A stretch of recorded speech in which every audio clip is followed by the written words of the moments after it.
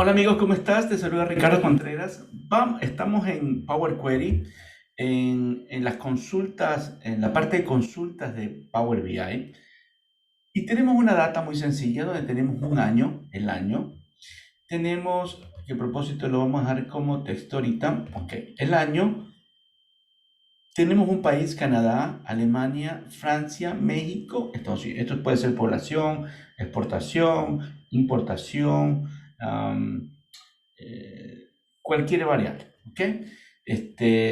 Y nos presentan la data de una manera donde vemos que los países están separados por columnas, es decir, como una tabla dinámica en Excel.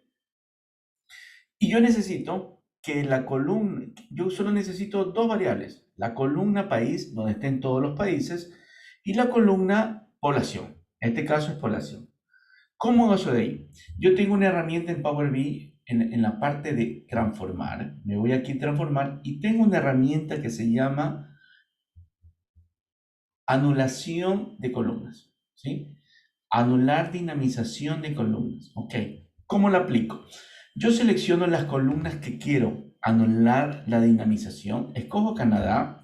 Escojo la columna de Alemania con la tecla control aplastada. Francia, México, Estados Unidos. ¿Qué voy a hacer? Voy a hacerlo nuevamente. Se me, se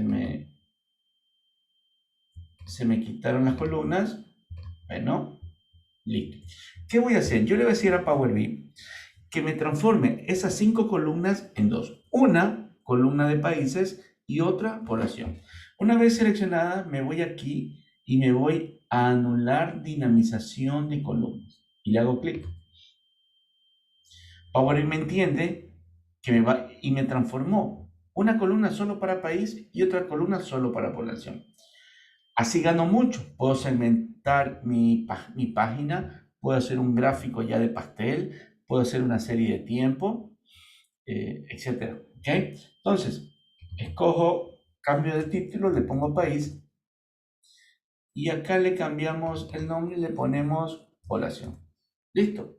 Entonces, hemos quitado o anulado la dinamización de columnas usando la herramienta que tenemos aquí en Power BI en el área de consulta, en el área de Power Query.